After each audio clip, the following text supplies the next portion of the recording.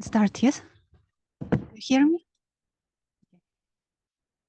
So good morning and welcome again at EPC Talks Geopolitics with David O'Sullivan, the International Special Envoy for EU Sanctions. Welcome again, dear Ambassador. It's a great honor to have you with us today. And let me first briefly introduce our excellent speaker, who doesn't know him yet.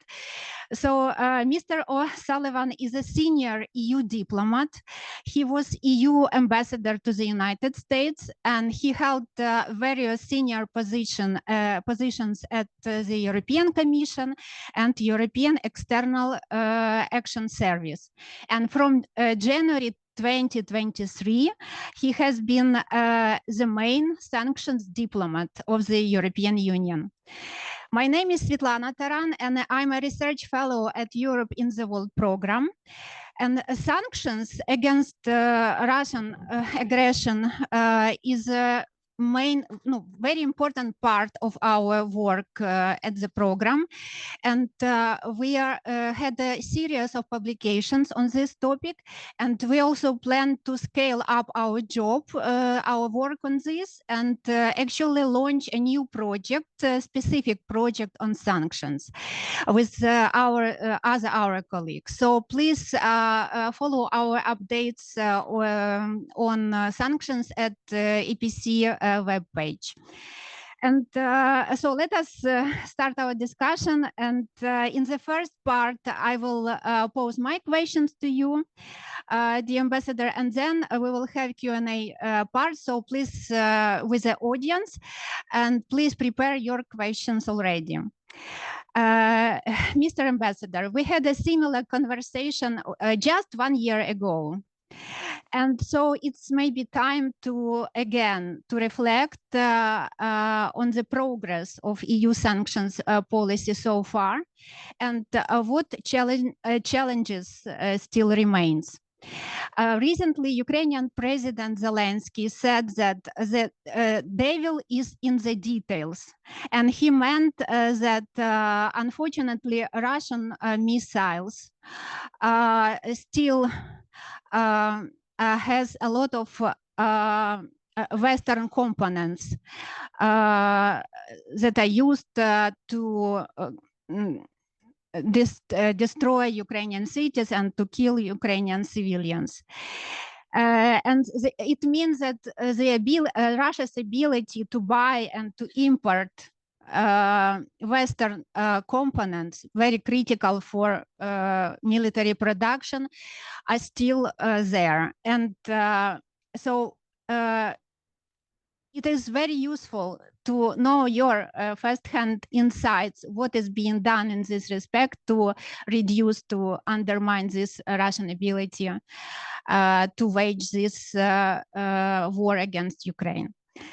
So I will start first with a more general question, and then we will go for specific measures. So my first question is, where do we stand with the EU sanctions policy after 2.5 years of Russian aggression against Ukraine now, and what is the overall impact of EU sanctions on Russian war potential, and maybe also global impact, and what lessons have we learned about the effectiveness of some sanctions? Well, Svitlana, thank you very much. It's always a pleasure to be back at the EPC.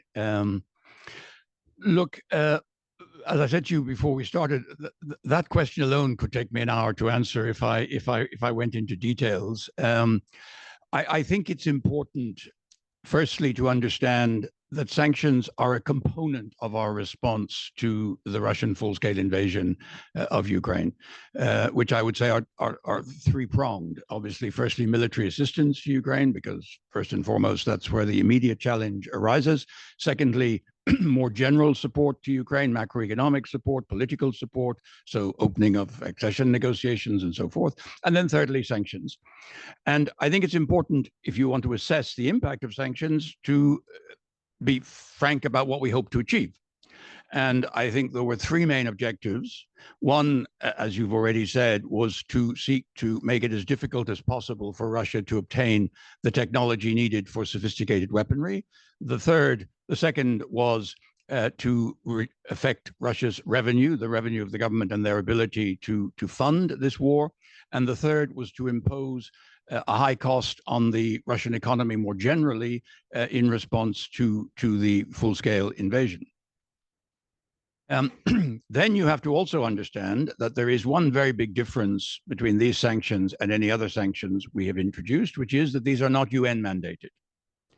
So they are, though they are implemented by a very broad G7 plus coalition of nations, and it is a very, if you add up the combined GDP of the countries involved in imposing the sanctions, it's a high proportion of global GDP. But the fact remains that the vast bulk of countries around the world do not feel obliged to apply these sanctions. And therefore, there are necessarily leakages in the sanction system, which would not apply, for example, if we had fully UN mandated. Now, in terms of the impact on the Russian economy and the three objectives, I think with regard to the technology, Russia is struggling. There are still components, Western components, which are in the missiles. We will have a meeting next week here of the member states and the sanctioning coalition coordinators on Monday. And the Ukrainian colleagues will make a presentation on Tuesday morning, which if any of you have not had the occasion to see it, it's a very sobering thing to look at, which is how they have in the wreckage of the weapons, discovered these various components, many of which, unfortunately, are Western in origin, either manufactured on our own territories or manufactured by subsidiaries of European or American companies, for example, in Southeast Asia. So Russia is continuing to have access to this, but I would argue that because we can never completely eliminate circumvention. I mean, you're talking about microchips, integrated circuits, stuff which has been out there on the market for years. I was very struck when an Italian colleague told me that the Ukrainians approached them with a chip which had come from an Italian company, and they looked at it and they discovered that the chip had been produced and sold in 2012. So it had gone out into the marketplace in 2012, it had found its way around, and at some point it found itself to Russia and into a weapon. So we have to accept that. But the point I want to emphasize is that what we are doing, and I think we're succeeding in doing, is making it harder, slower, and more expensive for Russia to obtain these products. Harder because every time we shut off one channel of circumvention, another one has to be invented, and this takes time and makes it more complicated. Slower because every time you lengthen the supply chain, and you force the Russians to have not one circuit of circumvention, but two or three. This makes the supply chain very short, very long, unpredictable, and this damages the ability to produce things in good time. And thirdly, more expensive. There's been some research showing that Russia is now paying maybe upwards of 100% more for these products than they were before. So they are burning through a lot of money. Now, that is an important objective. It's not perfect, but perfect is never what we're going to have in the situation which I have described. In terms of the revenue and the impact on Russia more generally, I would simply turn to the fact that now 30% of Russian public expenditure is going into the war effort. Nearly 6 to 7% of GDP is on military expenditure. So Russia has been forced to cannibalize the productive economy in order to transform into a war economy. You can do this, particularly if you're not a democracy, but it comes at a huge cost to the economic future of your economy. And if you look at the fact, for example, that the National Welfare Fund of Russia has drawn down 40% to go into the military, people estimate that this fund may soon be exhausted in the next year or two. This was a fund designed to protect Russia against unexpected shocks. You look at the inflation rate, you look at the interest rate. As an economist, the Russian economy is not in good shape, in spite of what some people say. But of course, it can maintain this unhealthy situation for some time to come, 1 year, 2 years, who knows? But it is coming at a huge cost. And that is one of the main results of the sanctions. So the sanctions are having an impact, but we must be clear-eyed. They are not a magic bullet. They will not instantly bring the war to a halt from one day to the next. And they have to be seen in the context of the broader assistance to Ukraine, which I mentioned. And also, you emphasize that sanctions policy is a moving target, and it is need to be constantly monitored and fine-tuned. And so in this respect, what are the areas of sanctions policy that still needs to be strengthened the most? And what are the next priorities for further EU sanctions packages? And what measures are being taken, especially for energy sanctions, how to better enforce them, how to increase their impact and effectiveness? Thank you.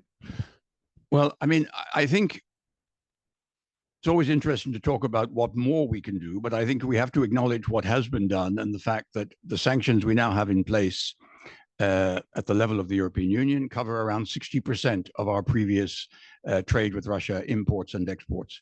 We've never had a range of sanctions like this, and it has been a considerable achievement to put those in place through the 14 packages, requiring unanimity amongst member states. And never forget, I mean, we can come back to that issue, but and also that there are exceptions to the sanctions which were decided at the very beginning. For example, agricultural goods are not sanctioned. Medical goods, pharmaceuticals, medical equipment.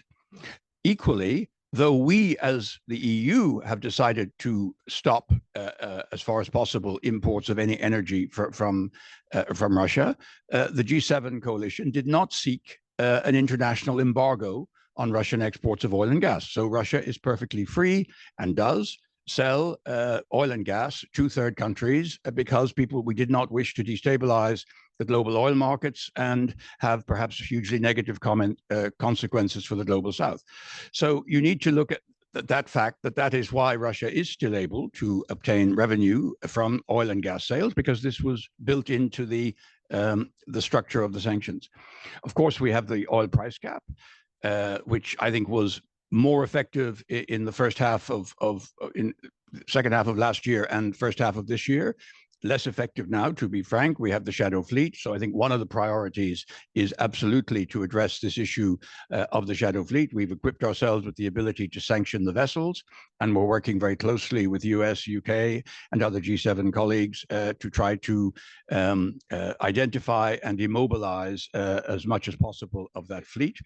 And we are also looking at cooperation with third countries, not because they want to apply our sanctions, but because they're very cognizant of the ecological risk of these end-of-life tankers insured under very dubious conditions, which are carrying large quantities of oil around the world, passing close to the coasts of many global south countries, and the risk of a major ecological disaster for which there would be no money available for a cleanup. So this is a factor which is also being discussed with the IMO. In terms of, so the biggest challenge for us is, of course, the implementation of sanctions. And this is challenging at the EU level because sanctions are adopted at European level, but implemented at the national level. So we have 27 different implementing authorities. This is challenging, to be frank. The United States are organized differently. And this is, I think, one of the biggest challenges we face as EU is simply to coordinate and mobilize at the level of our member states to try to get as harmonized an implementation of our sanctions as possible. On the issue of energy, I repeat that we have weaned ourselves off very considerably. There's no oil imports coming through in any significant numbers. There is still some gas, but I mean, you know, the glass is half empty, half full. We were dependent for Russian LNG on 45%. Now it's 15%. I mean, you can say that's an achievement to have got from 45 to 15. You can say 15 is still too much. But I mean, again, there are a number of member states for whom completely shutting off that source would be very difficult.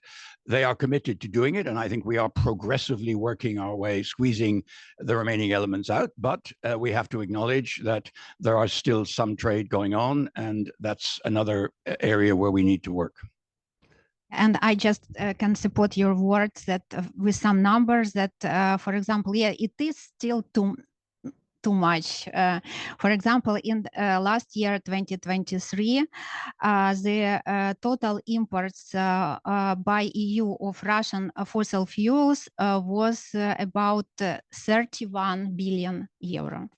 So 31 billion, but versus 128 billion in 2022. So it is a really great achievement when we look at numbers, but still 30 billion is we still a lot of work can be done. But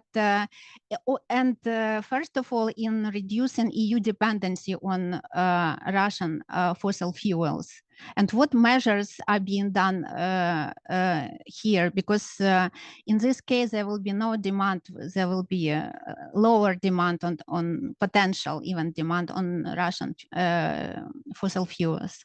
Well, I mean, I think we have largely squeezed out our dependence on Russian fossil fuel. I mean, if you look at the sort of macro numbers, it's clear that it plays a very small role now in our total energy mix imports from Russia.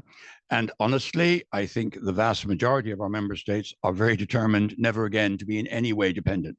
So everyone is working their way to complete ending of any dependence on Russia as a source of oil and gas. You know, this is actually quite a dramatic development, by the way. I mean, if you'd asked me, 3 years ago whether we could imagine that being the situation, I would have said I doubt it. So again, glass half empty, glass half full. I think the glass is very much half full. And this is something that Russia is going, Mr. Putin is paying a very high price. We were the best market. We were the best paying market. Now, of course, they have found other markets, but they're all paying a discount and paying a lot less than we were paying when we were importing and dependent. Of course, there are still countries who are struggling completely to squeeze out the dependency, but the objective is that basically to end trade with Russia in fossil fuels as quickly as we can, and all of those member states who have exceptions and derogations are slowly but surely trying to find alternatives and work their way through. So I think independent, frankly, almost of the sanctions issue, I think there's a strategic question here that we no longer wish to give Mr. Putin any degree of leverage over our policies through the control of oil and gas supplies. And also, I have to ask about LNG imports, which is actually was increasing during the last 2 years. Well, I mean, look, again, this is still a relatively small part of our overall energy mix. There are certain special circumstances in a number of member states where it is difficult. There's also an issue, which should not be forgotten, that there are existing contracts. And some of those existing contracts are at prices which are actually lower than world prices at the moment. So you could have a perverse effect that if you abruptly cancel some of these contracts, you could allow the Russians to put that on the market at a higher price. So I think the law of unintended consequences can also apply in some of these areas. So I repeat what I've said.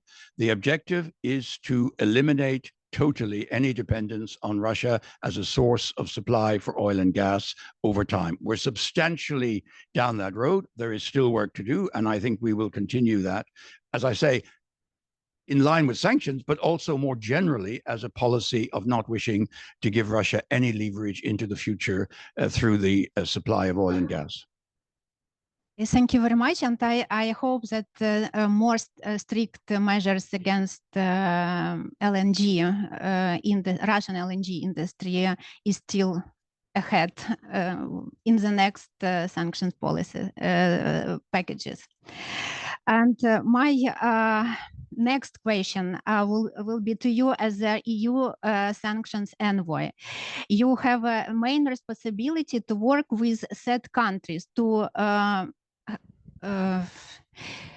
counter any sanctions circumventions against these countries. So what was your main achievements and maybe challenges during your mandate as a special envoy on sanctions? With what countries are you working now the most, and what do you see your next plans as a main sanctions diplomat? Well, I mean, the challenge is obvious. As I said, a lot of countries do not feel obliged to apply our sanctions. So my contacts are by definition with the non-aligned countries who have chosen not to implement our sanctions. And most of them have done so for very good reasons in their own logic, as part of their policies. Some of them, as a matter of principle, say that they will not apply what they see as unilateral sanctions. Others have various dependents on their relations with Russia or historic ties with Russia, and they don't want to see those damaged, etc. But what we have tried to do in reaching out to these countries is to prioritize, in particular, the battlefield products, the products we talked about earlier that are found in the technology and that the Ukrainian colleagues will be describing in a rather gruesome way next week. And this we have done through drawing up this list of 50 HS codes, which are the most damaging Western technology products which are needed for the Russian weaponry. And it is on these subjects that we have engaged with third countries. This represents a very small percentage of their trade, frequently not even produced in these countries. So it's not a question of backfilling, it's pure transshipment. And indeed, most of the countries that I have interacted with in the last 2 years, or last year and a half, have said they do not want to be a party to this trade, which they recognize is feeding the Russian military machine. So I think we've had considerable success in our interactions with Kazakhstan, Uzbekistan, Armenia, Georgia, Serbia, Turkey, UAE, in stemming this transshipment of goods, of these battlefield goods. And you can see that the numbers have fallen quite considerably. So this is an achievement. I say that with due, modesty. I'm not overselling it, but we have succeeded. The next phase is, of course, triangulation, so that the stuff doesn't necessarily go directly to Russia from these countries, but goes through other countries. And of course, China, Hong Kong remains a major source for Russia. If you look at the numbers, some 80% of these products are now shipped through China, Hong Kong. China is a particular challenge in this regard, as you can imagine. But we've also identified, and this is a new part of the work for the last few months, that a lot of the product going through China is coming from subsidiaries of Western companies in Southeast Asia. And we've been working a lot. So I've spent, in my first, I would say, 12, 13, 14 months, I was mainly in Central Asia, the Caucasus, Turkey, UAE. I'm now spending more time in Southeast Asia. I was just in Malaysia and Vietnam last week. I've already been to Thailand, and I was traveling in Malaysia with the US and the UK. We are focusing our efforts more on trying to stop the transshipment from there through to China. A more difficult conversation, to be quite frank, because these are products which are being produced by these countries. Of course, they also have their own political views about how the situation is evolving. But I think this will be a renewed focus of our effort. We are also, and I think this is very important, focusing on the financial flows. So not just who are the companies who are facilitating this trade, but who are the financial institutions that are underpinning this. And there, the American executive order of last December, which equipped the US to sanction financial institutions in third countries who are identified as funding the flows of these battlefield products, is a very powerful tool. You will have seen that the US threatened one bank in China, one bank in Turkey, and one bank in the UAE. And the mere threat of imposing the sanctions was sufficient for these financial institutions to stop all business. We have equipped ourselves with exactly the same instrument in the 14th package. And we are also indicating to countries that if ever we are unable to deal with the issue in other ways, we could have resort to this, which is a very powerful tool because it would cut off correspondent banking for their financial institutions in Europe and in the United States. And that is something which most countries are very, very anxious to avoid for obvious reasons. And you mentioned about some even threat of punitive measures, but any plans to employ punitive measures such as anti-circumvention tool against said countries for now, or you're still more rely on sanctions diplomacy? Look, we have a range of measures in place now. We have the anti-circumvention mechanism, which would enable us to ban the sale of certain products to certain countries. We have the possibility of listing companies under Annex 4. We have the threat of additional financial sanctions through the new measures of the 14th package. And we also have the ability to sanction vessels also in the 14th package. The question of how and when we deploy which of these instruments is very much to be judged case by case. But I have to say, my preference is always that the third countries with whom we're interacting find their own way to address the solution. I think I'm not afraid of autonomous action, but I think it's always much better when the country themselves reaches the conclusion, yes, this is a trade we don't want to be a part of, and we will take our own measures. And each of the countries I've mentioned earlier, Kazakhstan, Uzbekistan, Turkey, Serbia, UAE, they've all addressed this in different ways. And I don't have a one-size-fits-all request to them. My only request is that when I look at the trade statistics next month, I will see the numbers going down. As long as that's happening, I'm very pleased. And that's what we have achieved. Thank you for your job. Also, you mentioned about countering sanctions circumvention through EU subsidiaries in said countries. So this is a very important issue that were actually targeted at the last 14th package. And as we can see that EU is gradually expanding its territorial scope of its sanctions. No, it's not extraterritorial, but it's like we are going there.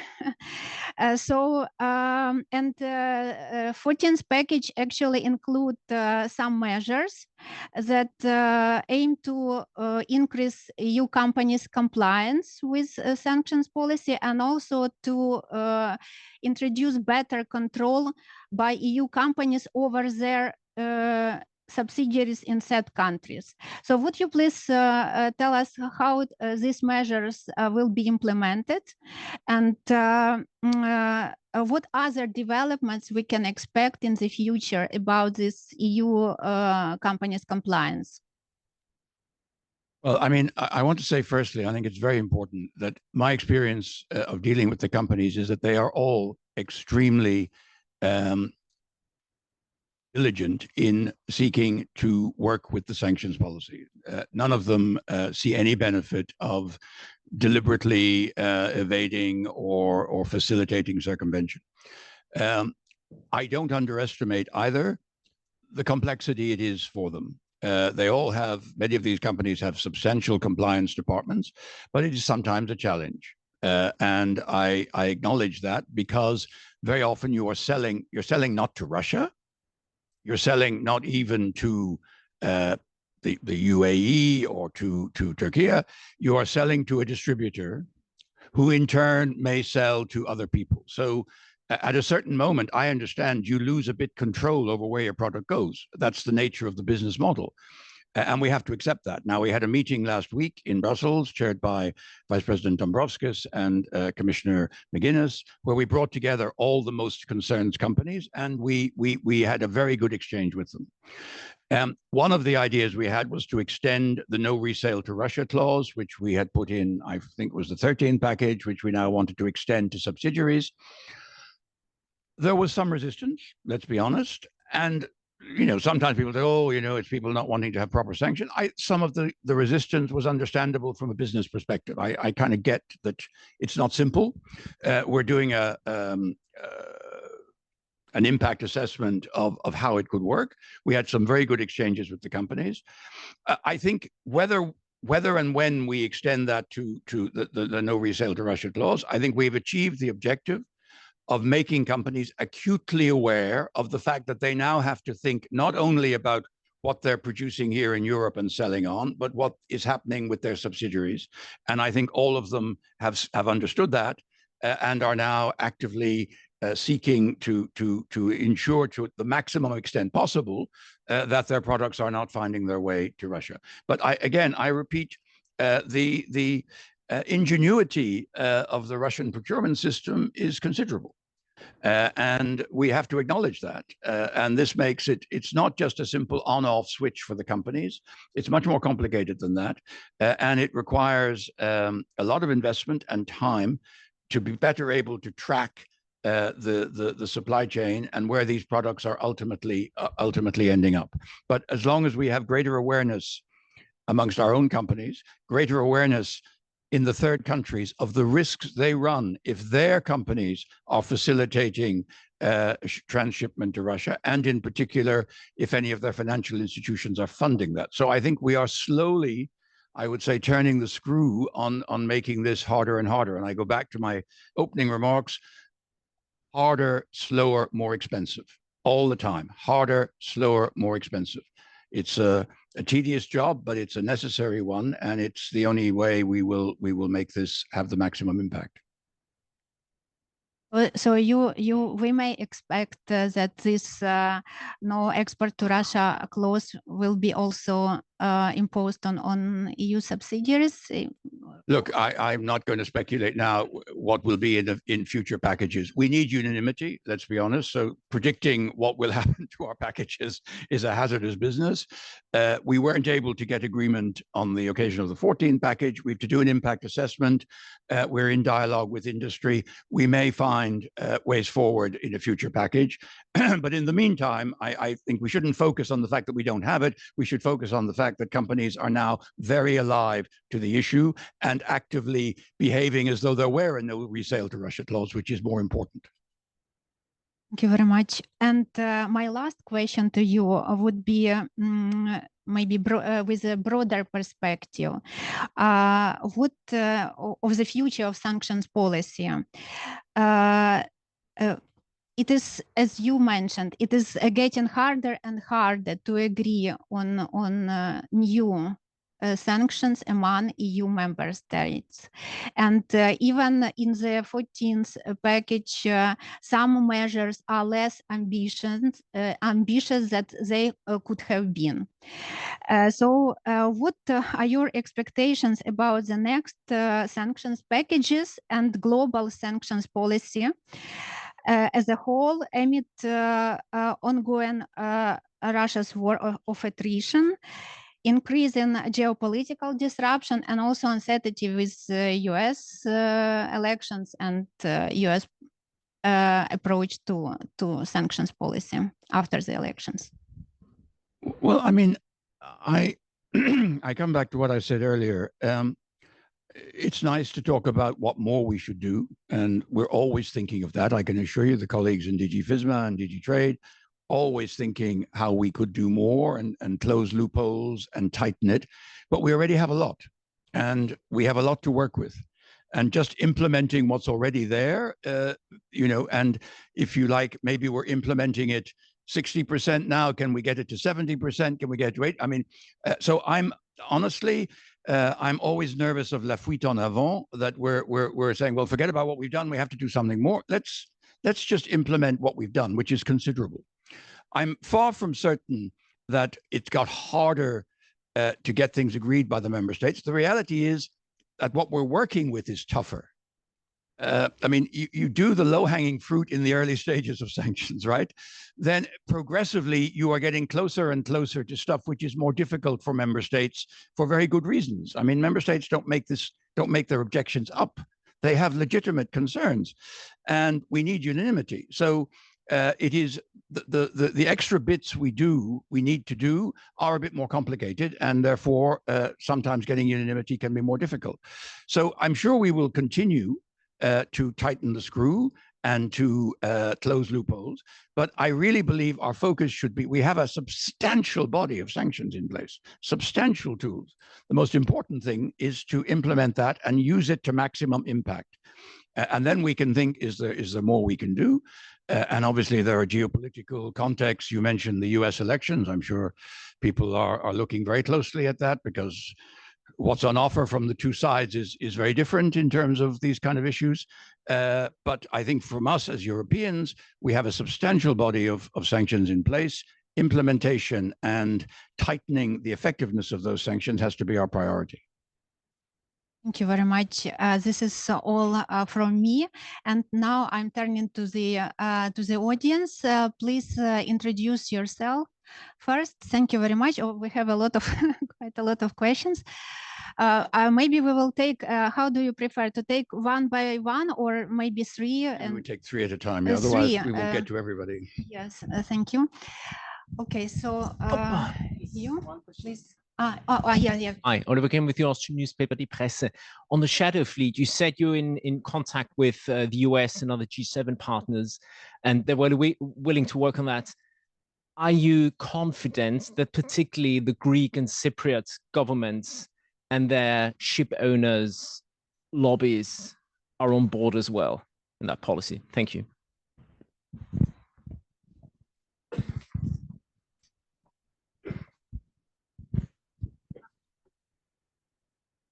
Thank you. Can you hear me? Yes. Laura Dubois with the Financial Times. I wanted to ask about the financial flows that you mentioned and the financial sector sanctions both in the EU and outside of the EU. Can you tell us about how effective they are, what you know about circumvention, and what you're doing to close those loopholes? Thank you. Thank you for the floor. Dmitro Shkurko, National News Agency of Ukraine. According to the open sources, the majority number of small companies involved in illicit oil trade with Russian oil were created during last year. So do you name that companies? Could you please be in time to name these companies in your sanctions list, and at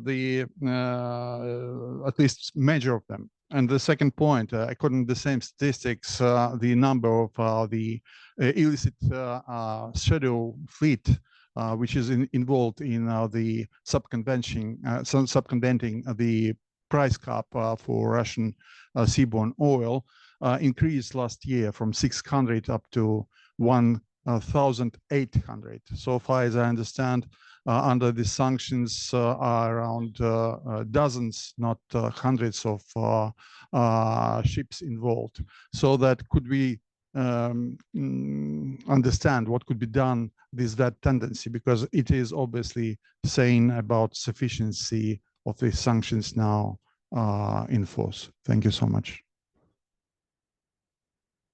Okay, well, I mean, your last question and the first question touch on the same thing, the shadow fleet. Look, I will not hide from you that this is a major concern. There are clearly, Russia has equipped itself with a very substantial fleet of vessels, which it is using to circumvent the oil price cap. Nobody denies this. I repeat that these vessels are frequently in very poor shape, end-of-life vessels which have been purchased. We have no idea what the insurance is. And these vessels are transiting across the high seas with very dangerous cargo. So I think the first issue is a major ecological concern, which we're working on through the International Maritime Organization and making countries increasingly aware of this concern. And I can assure you, when I travel, people are very aware of it and very concerned. Now, exactly how that will translate into action remains to be seen, but there is a growing concern about the ecological risks of this whole montage. In terms of sanctioning the vessels, this is something we have started relatively recently in the last few months. We have only equipped ourselves fully with the capacity to do so in the 14th package. We are accumulating the information. Our objective is to sanction the maximum number of vessels. I don't deny that, how many you will sanction out of, you cite a figure of 1,000. I don't know if it's accurate, but it's certainly well into the high hundreds. But I repeat that every time you sanction a couple of these vessels, you make the whole system harder to maintain. But this is clearly an area of challenge. As for the comment about Greek and Cypriot ship owners, I mean, honestly, I get a bit tired of this. I would rather that if Russian oil is being transported, it's transported by Greek and Cypriot ships. It's legal, because then they will enforce the price cap. And they will have proper insurance, and they will be properly maintained vessels. So the issue is not that European companies cannot ship Russian oil. They can legally, but they have to respect the price cap. And that is the most important thing. What is worrying about the shadow fleet is that it is uncontrolled, poorly maintained, big ecological risk, low insurance, and it's not respecting the price cap. So I have no doubt that the Greek and Cypriot authorities are fully in support of doing everything we can to respect the conditions of the price cap. But this does not exclude that some of the shipment will be done by European-owned vessels. And I repeat, it may even be safer, because then we have guarantees as to the safety and the respect for the price cap. On the financial flows, look, this is something we track all the time. It is a question of identifying which are the financial institutions which are potentially funding the transshipment of battlefield products. And where these are identified, these institutions will be notified and contacted to say, we have reason to believe they are conducting this trade. If they do not desist, they are at risk of being listed. This is what the US has done to great effect, as I said, with 3 instances earlier in the year. We are starting to collect the information and compare notes. We will have this meeting next week in Brussels of the G7 again, where we constantly share data and compare notes. So this is a new tool, but which I believe has the ability perhaps to be very substantial. On the issue of small companies and the listing of small companies, look, this is a constant whack-a-mole, right? I mean, I think I was in Dubai in March of last year, and something like 3,000 new companies were created in the first month after the start of the full-scale invasion. So, I mean, Russia has sprinkled the world with a vast array of potentially phony companies, and they can shift business activities from one of these companies to another. We are getting much better at identifying and listing and sanctioning these companies, but I'm under no illusion. You sanction one, they just change. The Americans have now taken to sanctioning addresses, right? Because they discovered that there are 20 companies registered at the same address. So they actually, instead of sanctioning one company, they sanction an address. I think our legal service is still struggling to see if we can do that. But this is a constant challenge. We know that there are many shell companies which have been created for the purposes of circumvention. And this is one of the things which we work through with third countries, because third countries don't like it when they discover that their territory and their jurisdiction is being used for illicit trade, because it's a reputational damage for these countries, many of whom wish to attract substantial foreign direct investment from G7 countries. So that's another element of our discussion with third countries.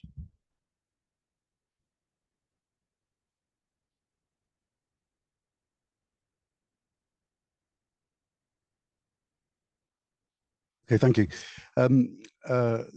Nicholas White from APCO World is on. Yeah. Nicholas White from APCO Worldwide, but asking in a personal capacity.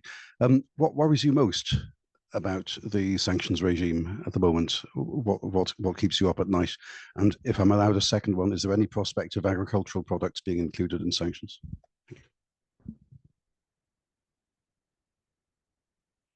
O'Reilly College of Europe.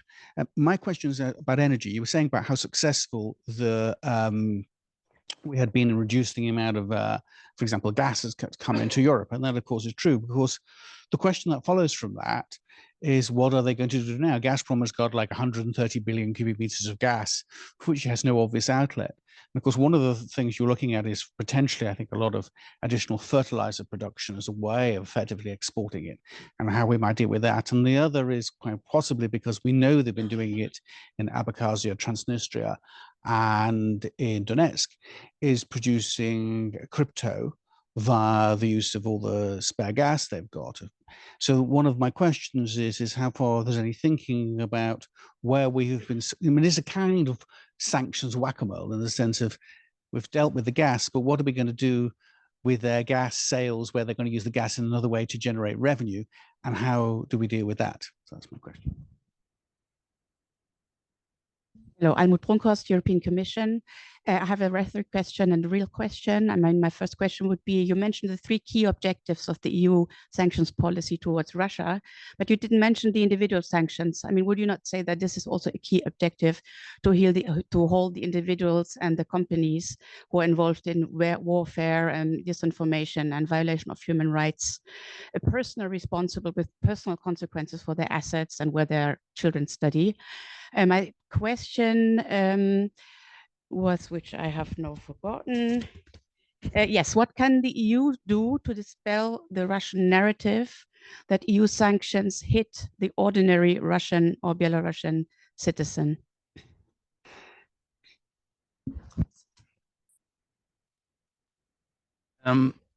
What keeps you up at night? What keeps me up at night is people dying. I mean, I've had many jobs in the Commission. I've never had a job in the context of war. I go to bed every night knowing I'll probably wake up in the morning, barring a health problem. I know that many, many people in Ukraine go to bed at night not knowing if they will wake up or if some member of their family will die. That's what keeps me motivated and what keeps me awake at night. I try to sleep so that I can actually do the job during the day. But so I'm very serious. This is an unprecedented situation.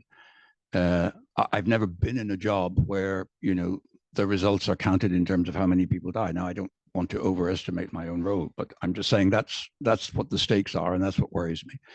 And there are people in Moscow who come into the office every day whose only job is to find ways of circumventing our sanctions and fueling the Russian military machine. We have to come into the office every day with the same determination to counter that. And not just me and my colleagues in the Commission, but the member states, all the competent authorities in the member states. That's our job. And we have to take that as seriously as I have no doubt the people in Moscow or St. Petersburg take their job.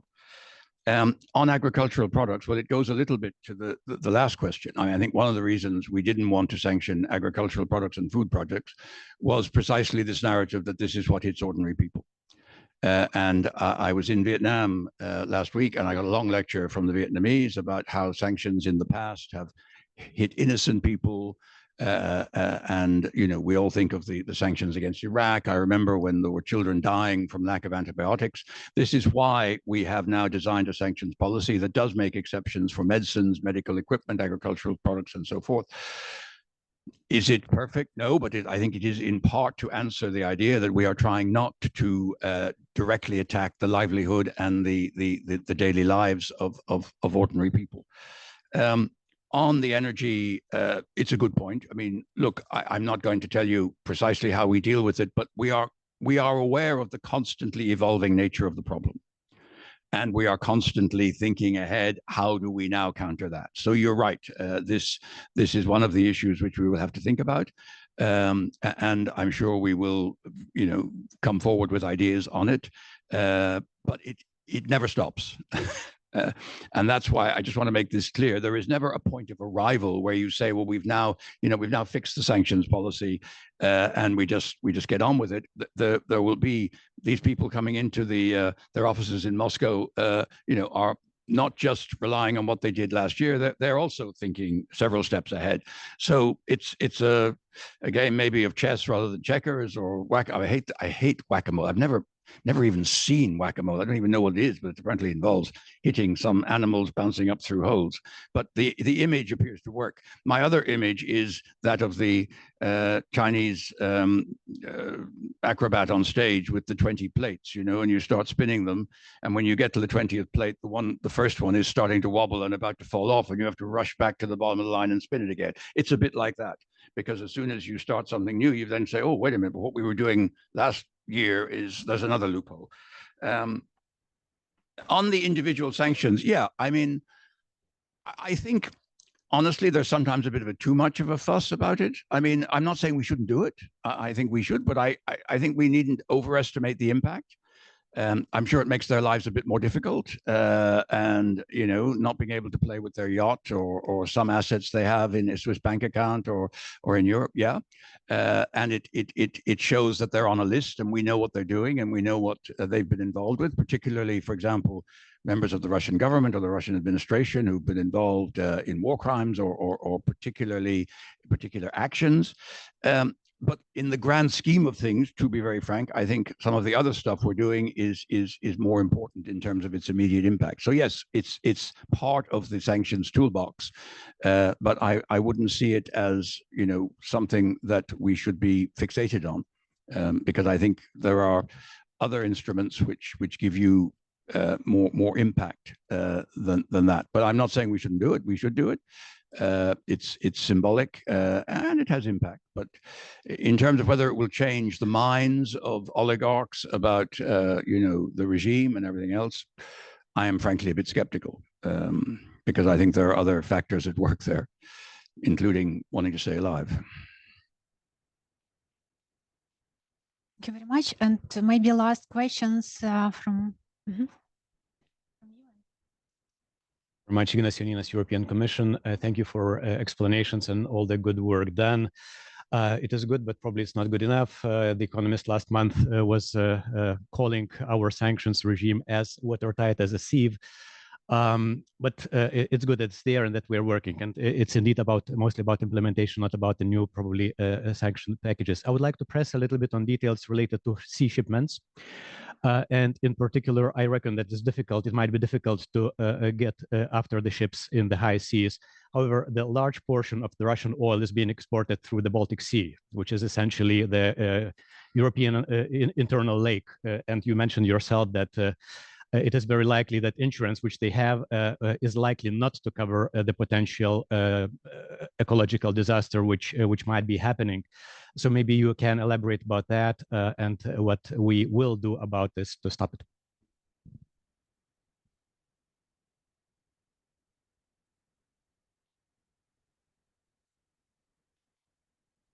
Hello, I'm with the Council in the RELEX, Eastern Europe and Asia unit. And I wanted to focus the question a bit on India. And I don't know if you have read the Financial Times about a report on the accumulation of rupees that Russia. Okay, so Russia has accumulated a reserve of rupees from India. And they're using this to buy dual goods, high technology from India. And I was wondering if the EU is sufficiently aware about this and if the 14th package can maybe, you know, do something more. Okay, I mean, on the you know, transit through European waters, depending how you define it, I mean, there has been a lot of discussion about this. I think there are some complex legal issues about the interpretation of what you can and can't do and stopping ships on the high seas and so on. So it's not a simple question. I don't exclude that thinking might evolve on it at some point, but I think we're not there yet. But I mean, there is a lot of thought going into it. And I think many littoral states are concerned about these ships passing along their coast because all the evidence is that there is not adequate insurance and that these ships are not in good condition. So I think there is a major ecological risk, but precisely how countries would then act in light of the legal situation of the law of the sea and so forth is, I think, still under discussion, and I don't think anyone has reached a conclusion. On India, I mean, yeah, I saw the Financial Times article. Financial Times is much read periodical. I mean, there are many such articles, by the way, and I want to be clear in this. I welcome them. I mean, sometimes they're critical. Sometimes they're saying we're not getting our job done. Sanctions are leaky.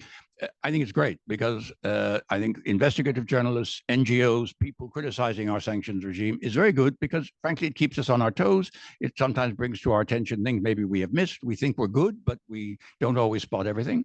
Now, in the case of India, I was in India last December, and I'm actually going back next month.